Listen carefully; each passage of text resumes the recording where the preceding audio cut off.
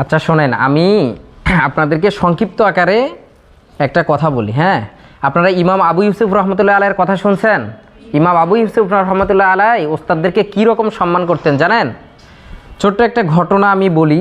ইমাম আবু ইউসুফ রহমতুল্লাহ আলাই ছোট্টবেলা থেকেই মানে এত গরিব পরিবারের ছিলেন, ছোটোবেলাতেই তার বাবা ইন্তেকাল করছে। তার মা তাকে লালন পালন করতেন। তিনি মানে তাদের রোজগার করার কোনো কি আয়ের উৎস ছিল না, রোজগারের কোনো কি কেউ ইনকাম করতে পারতো না, তার মা একমাত্র কি মাই ছিল। আর ছোট্টবেলা থেকেই ইমাম আবু ইউসুফ রহমতুল্লাহ আলাই সেলাইয়ের কাজ করতেন। কিসের কাজ করতেন? সেলাই মেশিন। এই যে আমরা পাঞ্জাবি বানাই না, এগুলোর কি করতেন? কাজ করতেন। তো হঠাৎ করে একদিন ওই যে আবু ইউসুফ রহমতুল্লাহ আলাই যাচ্ছিলেন রাস্তার পাশ দিয়ে, যাইতে যাইতে দেখেন তার সমবয়সী যে ছাত্ররা তারা কোথায় পড়ে? মাদ্রাসাতে পড়ে। তার সমবয়সী ছাত্ররা মাদ্রাসায় পড়ে। তো ইমাম আবু ইউসুফ রহমতুল্লাহ আলাই ভাবলেন যে আমরা একই বয়সী, এই ছাত্ররা মাদ্রাসায় পড়তেছে আর আমি কাজ করতেছি। তার কি হলো, এক পর্যায়ে গিয়ে তারও ইচ্ছা জাগলো যে আমিও একটু মাদ্রাসায় পড়বো, আমিও একটু কি করব, মাদ্রাসাতে লেখাপড়া করব। তিনিও মাদ্রাসাতে ভর্তি হলেন। কিছুদিন পরে ইমাম আবু ইউসুফ রহমতুল্লাহ আলাই মাদ্রাসায় ভর্তি হলেন।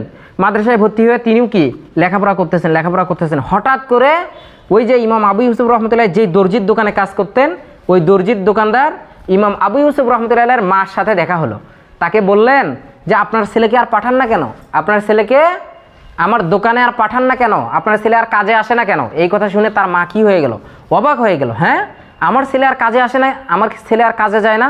ইমাম আবু ইউসুফ রহমতুল্লাহ আলাইয়ের মা পরের দিন সকালবেলা যখন কাজে পাঠায় তখন তার পিছু নিল, মানে পাঠায় দিয়ে তার পিছু নিল যে আমার ছেলেটা কোথায় যায়, আমি একটু খোঁজ নেই। এরকমভাবে তার পিছু নিল। নিতে নিতে দেখে যে ইমাম আবু ইউসুফ রহমতুল্লাহ আলাই একটা মাদ্রাসার ভিতরে ঢুকে গেল। একটা কোথায় ঢুকলো? মাদ্রাসার ভিতর। সেটা দেখে ইমাম আবু ইউসুফ রহমতুল্লাহ মা খুব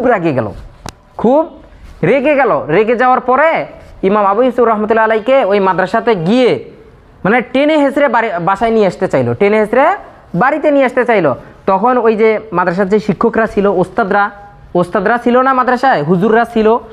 তো ওস্তাদ বললেন, ওই ইমাম আবু ইউসুফ রহমতুল্লাহের মাকে বললেন যে দেখেন আপনার বাচ্চাটাকে আপনি আলেম বানান, মাদ্রাসাতে পড়ান, আলেম বানালে আল্লাহ তাআলা তাকে অনেক সম্মান দিবেন, অনেক ইজ্জত দিবেন, অনেক সম্মান দিবেন। এই কথা বললেন।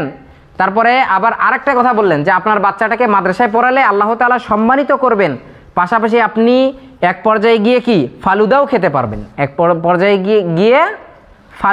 পারবেন। তখন ইমাম আবু ইউসুফ রহমতুল্লাহ আলাইয়ের মা বললেন মাদ্রাসায় পড়লে সম্মানিত হবে ঠিক আছে, কিন্তু ফালুদা কিভাবে